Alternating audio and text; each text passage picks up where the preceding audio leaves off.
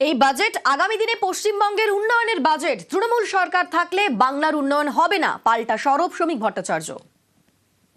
মুখ্যমন্ত্রী তো অনেক কিছু ঘোষণা করেছিলেন, শিলান্যাসের পর শিলান্যাস, শিলান্যাসের পর শিলান্যাস, প্রস্তর যুগে চলে গিয়েছিল পশ্চিমবঙ্গ। এই শব্দবন্ধই প্রমাণ করে দিচ্ছে, শব্দ চয়নই প্রমাণ করে দিচ্ছে তৃণমূলের রাজনৈতিক সংস্কৃতি কি, রাজনৈতিক রুচি কি, এবং তৃণমূল কংগ্রেস বাজেট সম্পর্কে ধ্যান ধারণা কি। এই বাজেট উন্নয়নের বাজেট, এই বাজেট জীবনে গতি আনার বাজেট, এই বাজেট পশ্চিমবঙ্গকে ভবিষ্যতে বিকশিত করবে, কিন্তু ওই সরকারটা থাকলে পারবে না।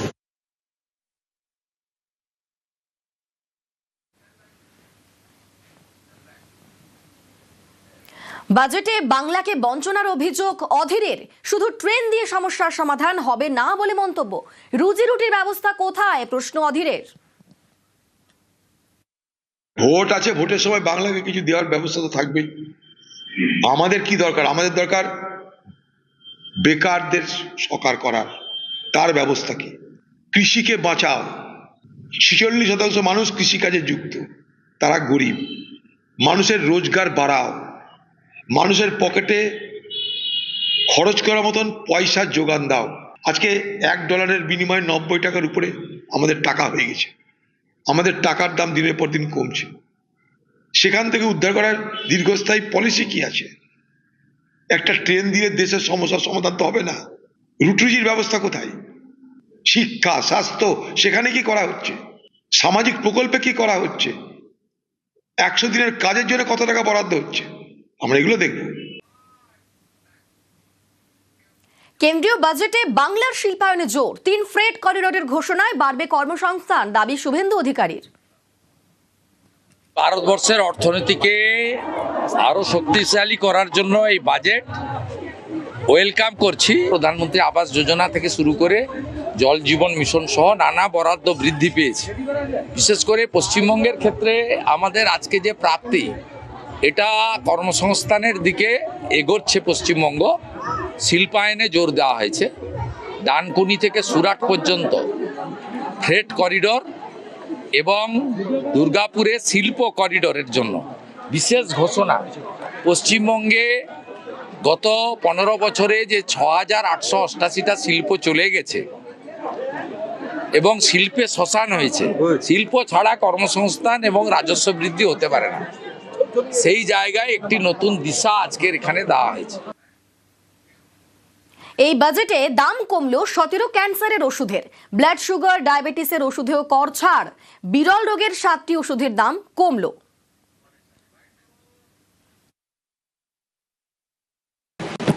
To provide relief to patients, particularly those suffering from cancer, I propose to exempt basic customs duty on 17 drugs or medicines. I propose also to add 7 more rare diseases for the purposes of exempting import duties on personal imports of drugs, medicines, and food for special medical purposes used in their treatment. ওষুধের দাম কমায় খুশি আম জনতা। দাম কমলে মধ্যবিত্তের সুবিধা হবে তো, কেন ওষুধে যা দাম গরিবরাও তো খেতে পাচ্ছে না, কমলে অনেক ভালো। জানি না, আজকেই নিয়েছি, যা যা দিতাম আগে ওই দিচ্ছি। আগামী দিনে কমবে দাম, কমলে ভালোই তো। কতটা সুবিধে পাবেন? কারণ ওষুধটা এখন কিছু তো সুবিধা হবেই তো, সব দিনই লাগে। অনেক সুবিধা হবে। আমি সুগার পেশেন্ট, আমার তো সুবিধা হবেই, অনেক সুবিধা হবে। আমার বউর প্রেশার আছে প্রচুর, ওরও মানে কম হবে অনেক ওষুধ। মার্কেট যেরকম আগে থেকে কিছু কম করলেই বেটার আছে পার্সেন্টেজ ওয়াইজ। ওষুধটা এখন নিত্যদিন লাগে আপনাদের? নিশ্চয়ই। আমিও প্রেশারে ওষুধ খাই, নার্ভের ওষুধ খাই, তারপরে ক্যালসিয়াম, ভিটামিন সবই তো চলে আমার। কতটা সুবিধা পাবো না কিনলে তো বুঝতে পারবো না, নিশ্চয়ই না, কিনলে তাহলে বুঝতে পারবো। আমি তো কিনিনি।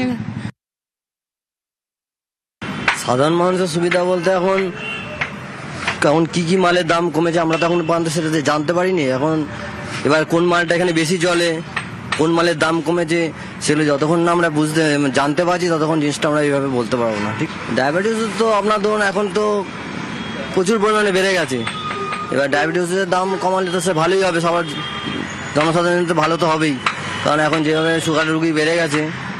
আর তার দিক থেকে আপনার এবার ক্যান্সার বলতে ক্যান্সারও তো পেশেন্ট তো অনেক বেড়ে গেছে, আগের তুলনায় ক্যান্সার পেশেন্ট এখন বহু। এবার ক্যান্সার পেশেন্টের ওষুধ যদি দাম কমানো হয় সেটা মানুষের অনেক সুবিধা হবে। বাজেটে ইনকাম ট্যাক্স নিয়ে কি ঘোষণা করা হলো? এই বাজেটে বাড়লো আয়কর জমার সময়সীমা। ছোট করদাতারা ফাঁকি দিলে জেলের বদলে জরিমানা। 1 এপ্রিল থেকে নয়া আইন কার্যকর হবে, নয়া আয়কর আইন কার্যকর হবে। গাড়ি দুর্ঘটনায় ইন্স্যুরেন্স ক্লেমে কর ছাড়। 1 এপ্রিল থেকে নয়া আয়কর নীতি লাগু। Income Tax Act 2025 will come into effect from 1st April 2026. The simplified income tax rules and forms will be notified shortly, giving adequate time to taxpayers to acquaint themselves with its requirements. The forms have been redesigned such that ordinary citizens can comply without difficulty. I propose that any interest awarded by the Motor Accident Claims Tribunal to a natural person will be exempt from income tax, and any TDS on this account will be done away with. I propose to reduce TCS rate for pursuing education and for medical purposes under the Liberalized Remittance Scheme, popularly known as LRS, from 5% to 2%. I propose a scheme for small taxpayers, wherein a rule-based automated process will enable obtaining a lower or nil deduction certificate instead of filing an application with the assessing officer. I propose to extend time available for revising returns from 31st December to up to 31st March with the payment of a nominal fee. The timeline for filing of tax returns, individuals with ITR 1 and ITR 2 returns will continue to file till 31st July. ওনার এরকম অনেক কিছুই থাকে, তাহলে প্রশ্ন হচ্ছে হয়নি কেন?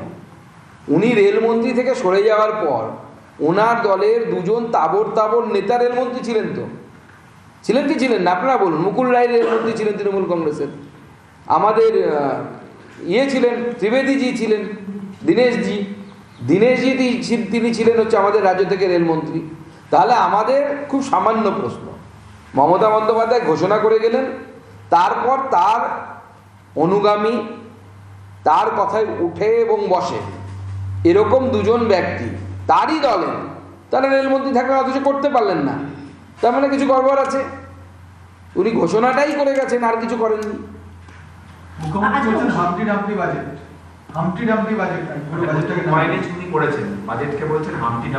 দেখুন, ওনাকে কেউ এই নতুন শব্দটা শিখিয়েছেন, সে আজকাল অনেক কিছু বলছেন। হাম্বা বললে পরে লোকে হাসাহাসি করবে, তাই হামটি ডামটি বলেছেন। উনি বাজেটটা কি ওনাকে বুঝতে গেলে অপেক্ষা করতে হবে। ভারতবর্ষের অর্থনীতির মূল যে স্রোত, সেই স্রোতের সাথে এক হতে হবে। ভারতবর্ষের মূল অর্থনৈতিক স্রোতের সাথে বাংলা এই মুহূর্তে নেই। বাংলা সাইডে একটা জায়গায় কোনো জায়গায় বসে নিজের মধ্যে ঘুরপাক খাচ্ছে। ভারতবর্ষের যে অর্থনৈতিক ডেভেলপমেন্ট, আমি যেমন ধরুন হচ্ছে জাহাজ শিল্প যাতে উন্নতি করে, সেই জন্য আবার জাহাজ শিল্পের যে ছোট ছোট ইনস্ট্রুমেন্টগুলো আছে তারতে সরকার ছাড় দিয়েছে, এই ছাড়টা কন্টিনিউ করবে। আপনার জাহাজ শিল্প আপনার ওখানে নেই, আপনি কি উপকার নেবেন তা?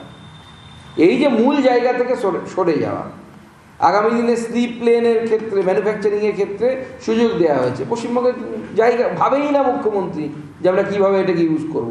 পশ্চিমবঙ্গের যে মন্দির শহর থেকে শুরু করে যেখানে 5 লক্ষের বেশি যে জনসংখ্যা আছে, সেই জায়গাগুলোকে কেন্দ্র করে আগামী দিনে বড় করিডোরের কথা ভাবা হচ্ছে।